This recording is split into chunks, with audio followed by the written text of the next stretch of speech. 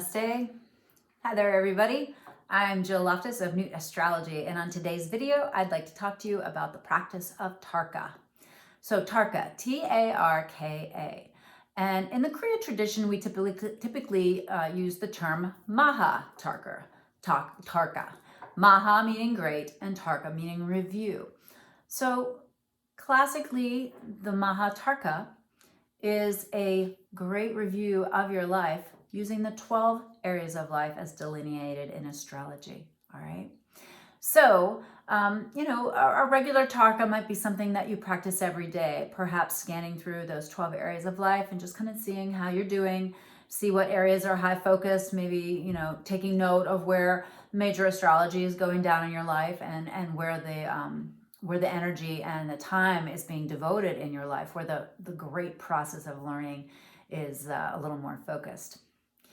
The Maha Tarka is typically done at the solar return, so your birthday, maybe at the beginning of the year, whether you think that the beginning of the year or practice the beginning of the year as being January 1st, or whether you use the astrological new year of the spring equinox and the sun going to 0 degrees of Aries. I tend to do both. I tend to do a really deeper one in January just because I tend to have a little more time in January. Life is a little quieter right after the holidays. And then, but also doing one for your solar return can be extremely helpful as well. So this can be as detailed as writing a journal entry, a couple lines, a paragraph, a page, on each of the 12 areas of life. It can be as simple as going around the wheel and putting a plus or a minus. This is what Goswami Kriyananda would have us do when we were studying in the Kriyology course at the temple. He would have us just every day make a plus or minus in each area of life to just kind of see where you're going and see where the multitude of minuses are, so that you can be more aware, create awareness. And that is the whole idea behind a Tarka. It is not to, keep score in your life. It's not to say, hey, you're doing great here and you're not doing great there. It's just a tool for awareness. It's a tool to help you understand and classifying your experiences, classifying the areas of growth. It just helps you to kind of filter and focus. All right. So let's run through the 12 areas of life and think about how we might do a Maha Tarka. Maha Tarka. All right. So the first house in astrology is the one that's all about your body. Okay, your rising sign is there, or your ascendant, if you're familiar with that terminology. Your body, your mind, your outlook on life, how others perceive you. All right. And so kind of reviewing how am I doing with my body? What is my relationship with my body and myself? How has my outlook been? How am I interacting in the world as an ego personality? The Jill that the world knows. How is she being perceived? How is the mirror of my life reflecting back to me areas within my personality that might need to be softened or worked on? Am I taking care of my body? We like to, sometimes be like, oh, we don't worry about the body, but the body is the vehicle that gets you through this lifetime. And so, you want to keep it healthy and strong.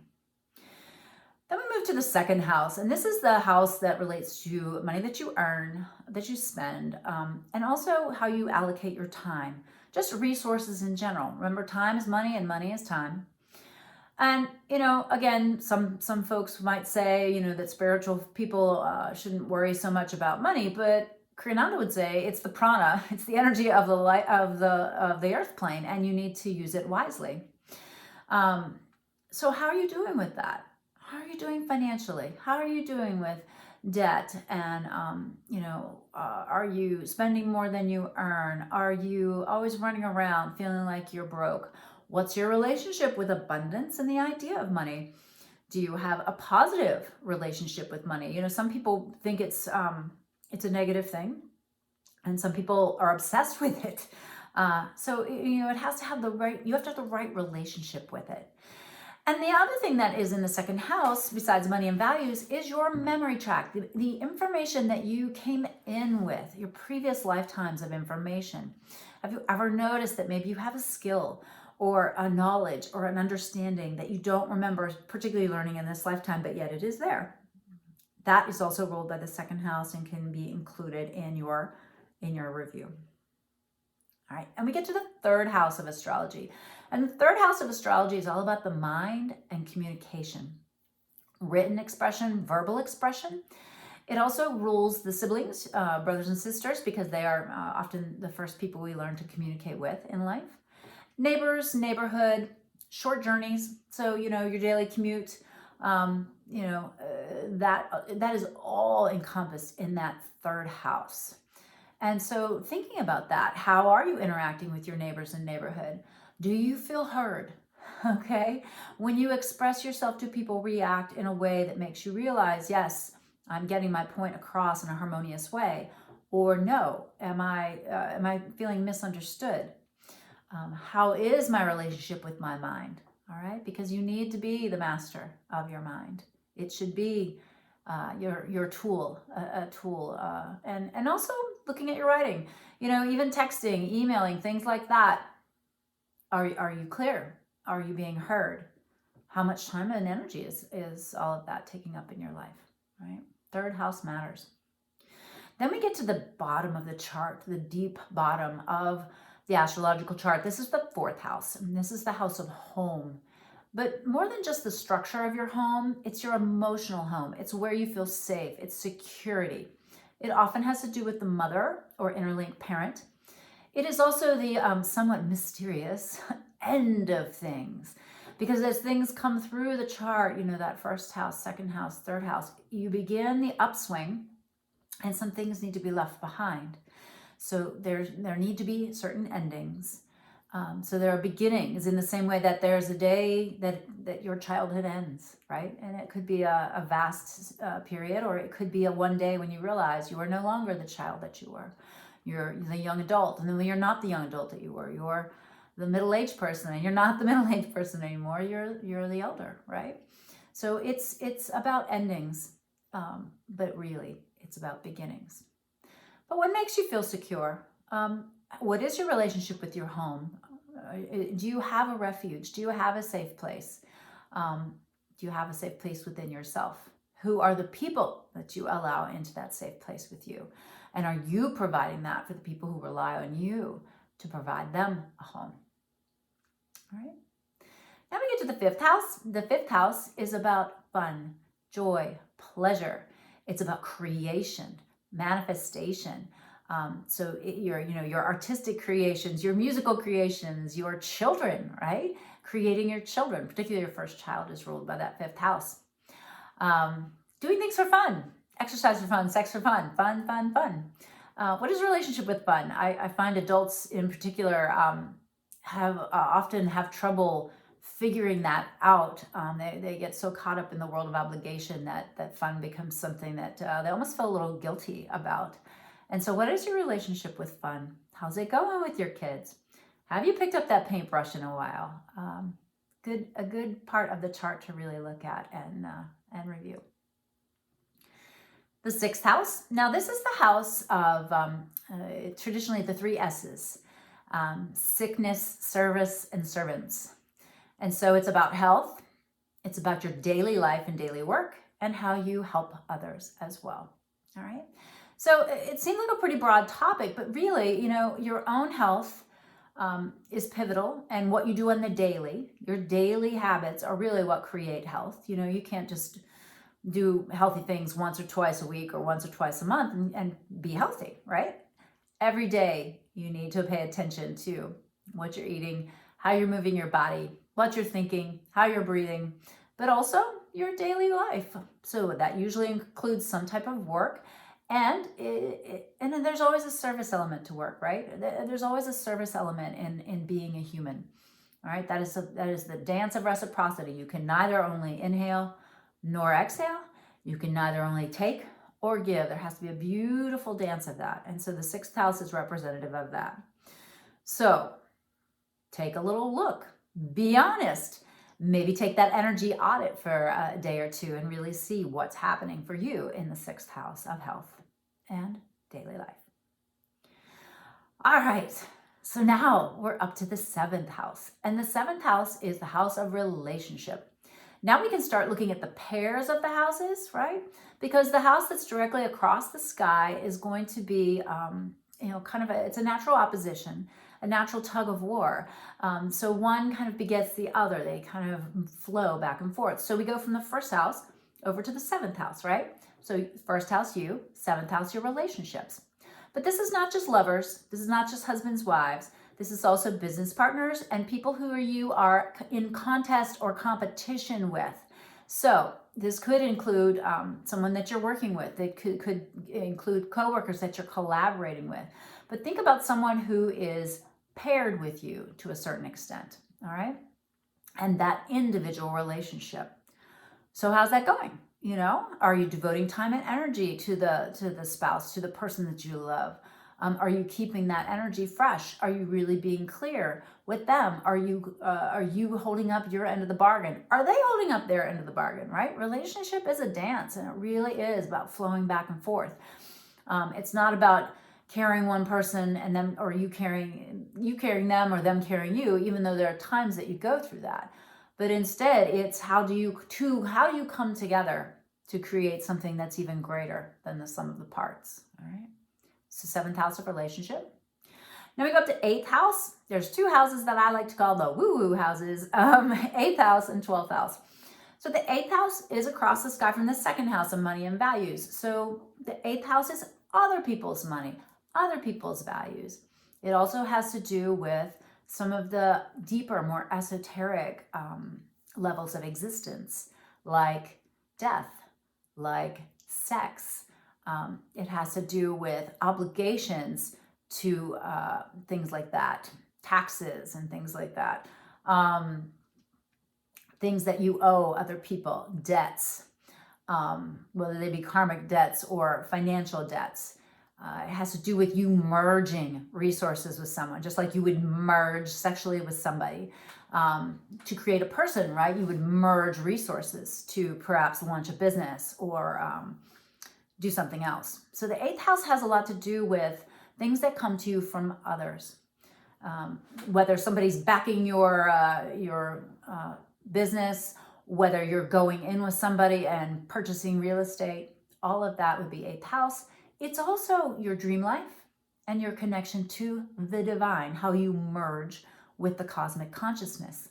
So lots of levels of material to dig into there to see how you're doing in your spiritual life and in your connected resource life. Then we get to the 9th house. We're approaching the top of the chart. And the 9th house has to do with long distance travel and journeys. So across from the 3rd house, neighborhoods, siblings.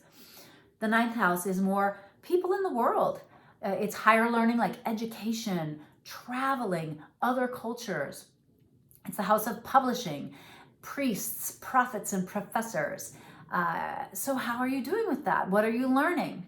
Do you have, unfinished things out there? Are you in the midst of studying something new? Travel for sure has been limited, but the limitation hasn't limited your learning. How have you been expanding your mind? How has your world gotten bigger? Or maybe it's been getting smaller. So the 9th house is really important to review because it brings us up to the pinnacle, the height of the chart, the midheaven, which has so much to do with our soul purpose and like the why we are here in a cosmic sense. But it also is the gateway to that 10th house, which has to do with our career. It has to do with legacy. It has to do with, again, soul purpose. And this is also the realm of authority figures. It's the boss, typically. It's the father kind of energy. It's about the structure of those things and how you really get things done, get things accomplished, all right? This is a house that loves some discipline and loves some direction. And so taking a look at all of that, are you fulfilling your purpose? Do you know what your purpose is? And if you don't know what your purpose is, are you at least asking the questions that will guide you towards that eventual understanding? Just because you're job, your current job, the thing that pays the bills, the thing that you need to do, or maybe it was even the thing that you did all your training or education in, maybe it just isn't fulfilling that soul purpose. But how can you fulfill that soul purpose within the context of not blowing up your life? All right. How is your relationship with authority figures? Are you always, smacking your head against the wall or being a rebel without a clue? Or, what is it about you? And maybe you need to become more of an authority in your own life. Maybe you need more of a moral authority and framework in your life. So lots to explore there in the 10th house. All right, now we'll go to the 11th house. And this is the house of aspirations, of your dreams, like what you want, your dreams and desires. It also is the house that rules friendships and groups of people that you interact with. One of my dear friends said to me once, honey, nobody can give your dream. No one can give you your dreams, but they sure can take them away from you.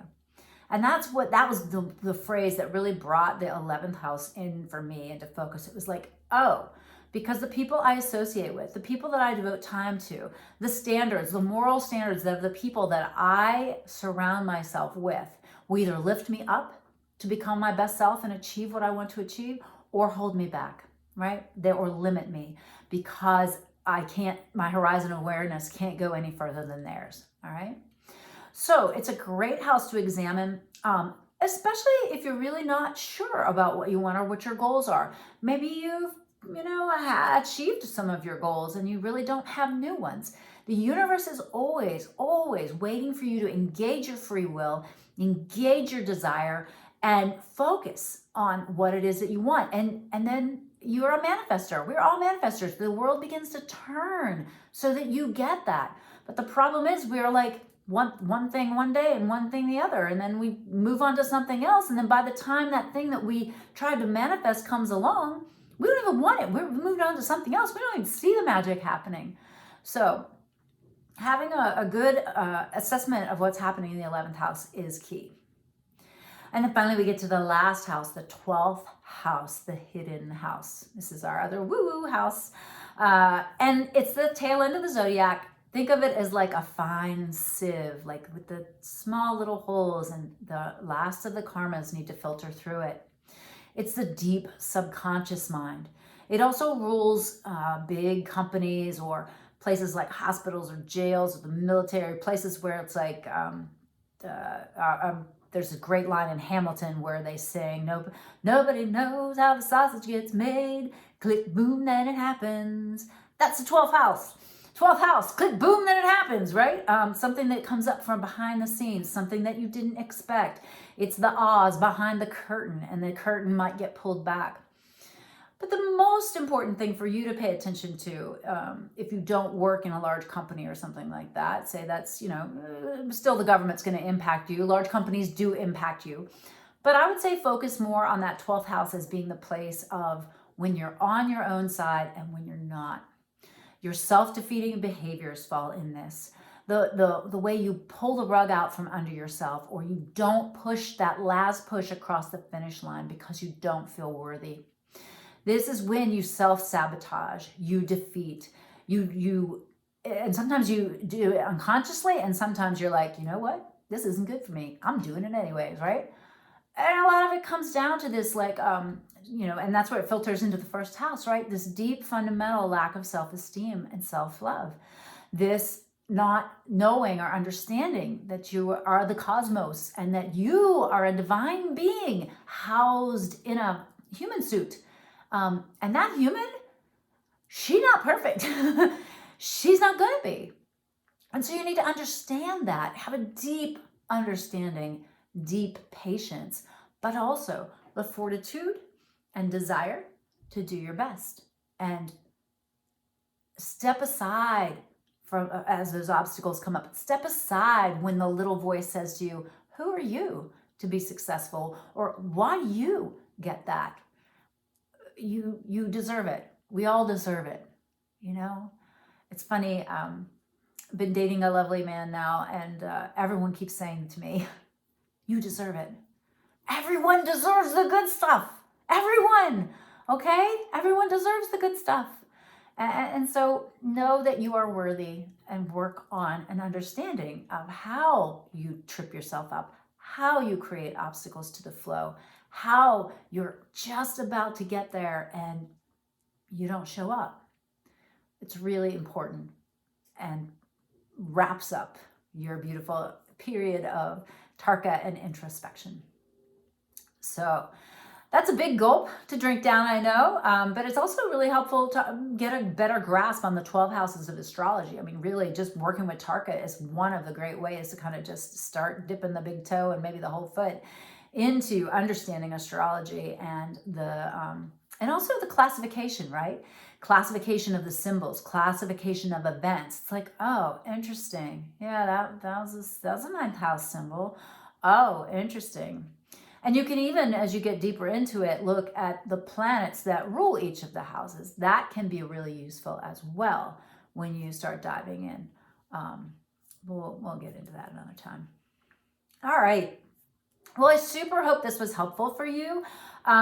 Do check back in with this video. Anytime you want to sit and journal, you can sit and, listen to it, press pause, do a little writing, maybe do that for January 1st coming up to make it an amazing 2022. Maybe do it at the solar return, maybe again at the astrological new year, or anytime you really feel like you need to check in. It's also, if you're in a relationship with somebody, it's lovely to do it with someone that you trust and love and really get the feedback and understanding. Sometimes you can't see your own life quite as well as somebody who is just a step or two outside. So, all right, I hope you found this useful, helpful. If you did, please click the like button. Please share it with a friend. And please do subscribe to the channel. I'll be back on here soon with new content. Namaste. Bye.